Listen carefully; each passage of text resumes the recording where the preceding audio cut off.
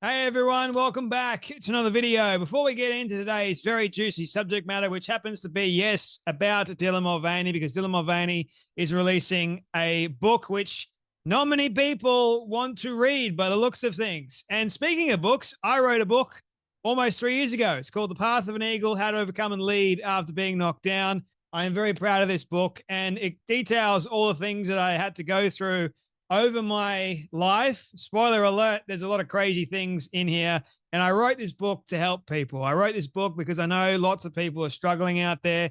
And I wrote it to be an encouragement and a helpful guide through this somewhat crazy world that we're living in at the moment. You can get your copy, links available in the show description. And I would love for this book to actually soar well above Dylan Mulvaney's book, because Dylan's book isn't doing too well at the moment. For someone that has a huge audience, I'm not lying. The guy's got millions of followers on TikTok, Instagram, you name it. Many people know who Dylan Mulvaney is, but at the moment, Dylan's book, which should be hitting #1 on Amazon, #1 everywhere, is only sitting at 533 in the Amazon charts, meaning that Dylan is nowhere near bestseller status. But lo and behold, people, the editors have picked, which is just a bunch of bull, you just pay them off to pretty much put your book as an editor's pick, which is supposed to help people go, oh, if an editor has said that they like the book, that means that I want to get it. No, that doesn't work at all. So, ladies and gentlemen, Dylan Mulvaney is doing a lot of press for this book, which is not really helping Dylan's case in getting the book out there, because once again, it's not doing very well at all. And the reviews, or the endorsements, I guess you could say, on Dylan's book, this one made me laugh. This one I wanted to read out for you all because it's from the Rolling Bloody Stone. The words are decidedly likable, fizzy, and spill out like they might at a slumber party. I don't know about you, but that doesn't make me want to read the fucking book.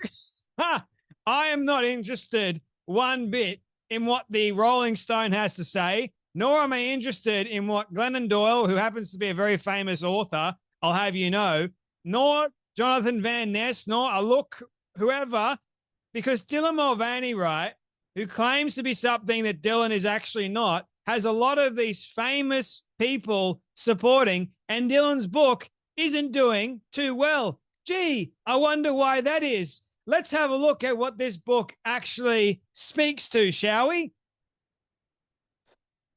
I'm not going to read that part out.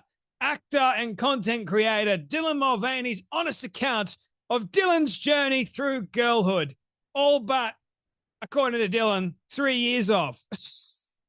So we're getting a 3-year-old version of what it means to be a girl, according to Dylan Mulvaney.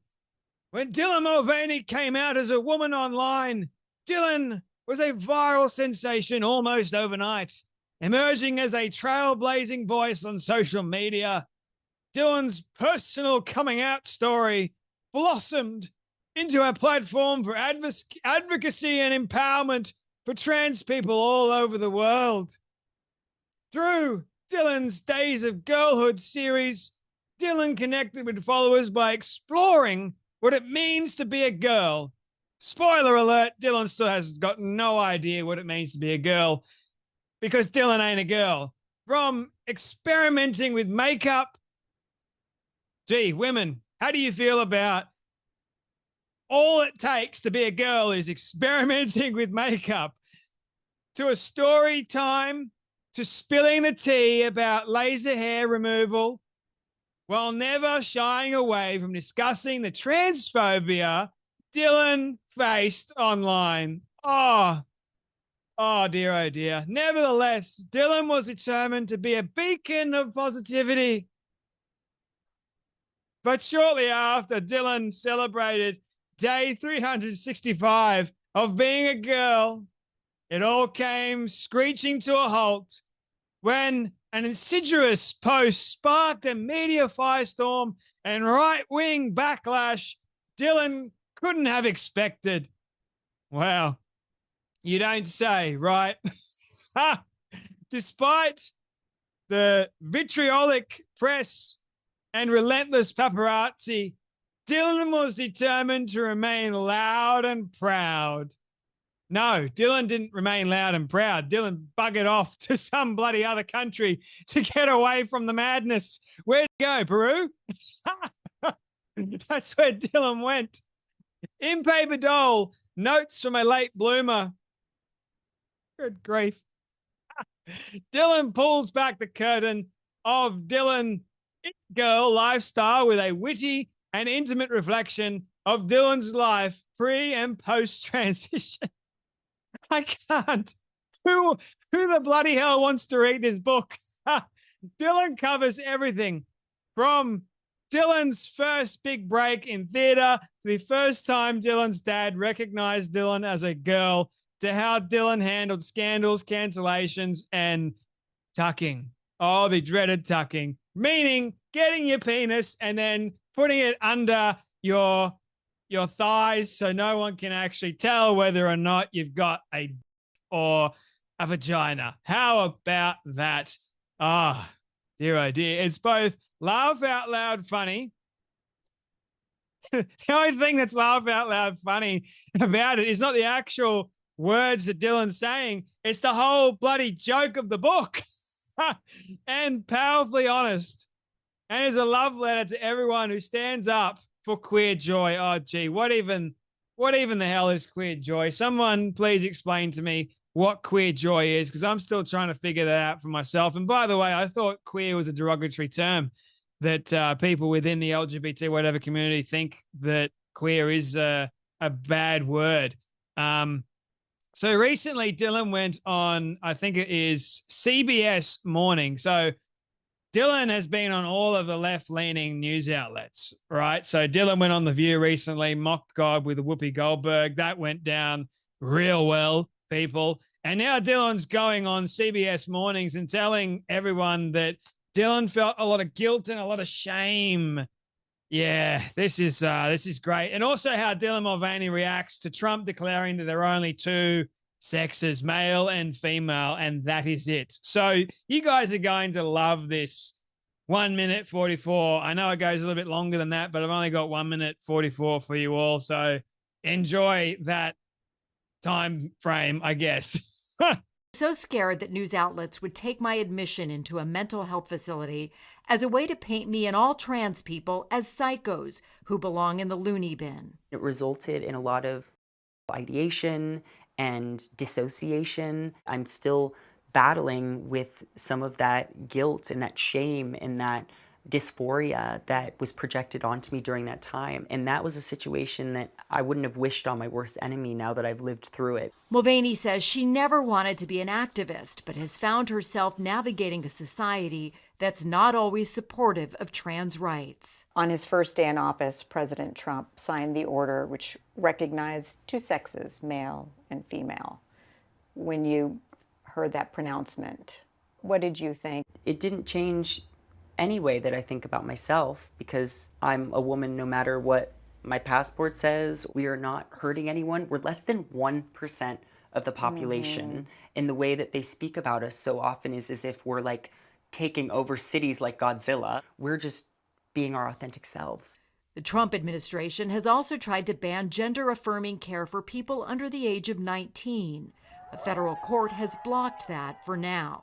And what do you say to those who do question gender-affirming care, believing that it could be irreversible and lead to problems later in life, even cause regrets? I don't have the lived experience of a trans child that was able to seek out that care, but I ultimately do believe that parents know their child better than a government does. We should let those families figure out what is best for them. I was so scared that news outlets would take my admission into a mental health facility as a way to paint me and all trans people as psychos who belong in the loony bin.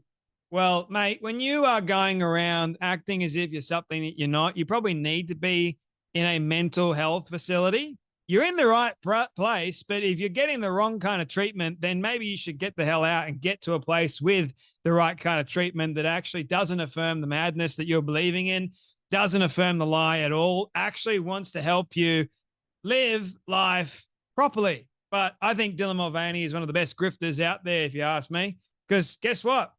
It worked. The one thing that Dylan wanted, fame, notoriety, which Dylan could not get for a long time, Dylan finally got. And it came off the backs of mocking women, no less. So everyone was projecting the guilt and the shame and the dysphoria. And I've now got thoughts of ending my own life because it's still going on, and I'm more than happy that there's no emotion.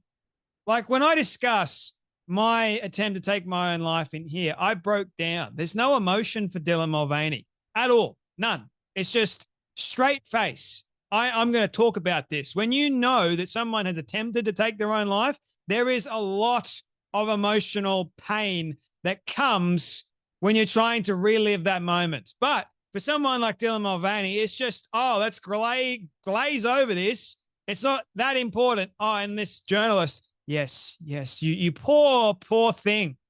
You poor thing. What are we going to do? You've got these thoughts in the back of your head or even in the forefront of your head. I don't know where they are, but that's beside the point. Like, people need to understand that this stuff is very, very delicate, and it takes a lot to actually uncover and then also be able to talk about. It's not an easy thing to talk about. It took me for ages to be able to talk about what I was doing. Like, for someone such as Dylan Mulvaney, who has a major platform, no emotion whatsoever. Just, I felt a lot of guilt and shame. And okay.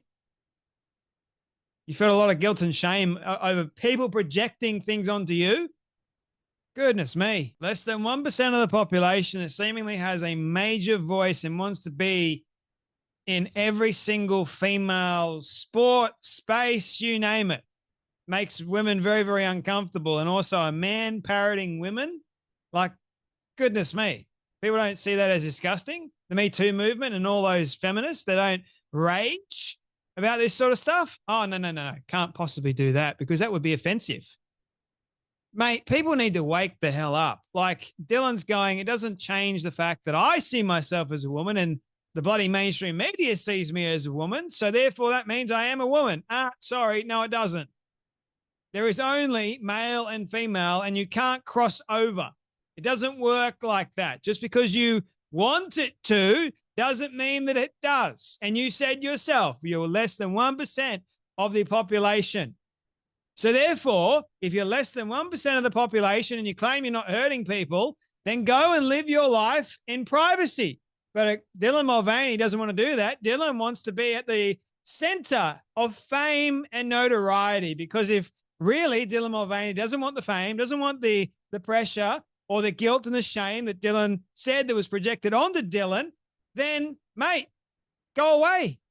Go away and live your life in peace and quiet. But you've got to be willing to deal with the fact that you're now relatively popular in the wrong kind of way. You got what you wanted, and now people are starting to wake up and realize that, mate, this is insane. This is one of the main reasons why Trump won the election. People don't want this madness anymore. They're sick of it. They're tired of it. So enough's enough. And it seems like no one wants to actually read your damn book. Now, guaranteed it'll be a New York Times bestseller. It'll be all these sort of things. But that doesn't mean at all that Dylan's book is a success. Doesn't mean that people want to read the damn thing. It's been out, I don't even know how long it's been out for, but there's only like 93 or 97 reviews on Goodreads, and not all of them are positive. A lot of them are really negative. So what does that tell you? The thing is, no one wants to read the book by the looks of things, unless you're a woke dingbat. Now, my book, on the other hand, I hope people will read. I'm not saying that mine is the best book ever. I know it's my story, and I hope that it helps people all the same. But anyway, you guys take care, be blessed, and I'll see you all in the next video.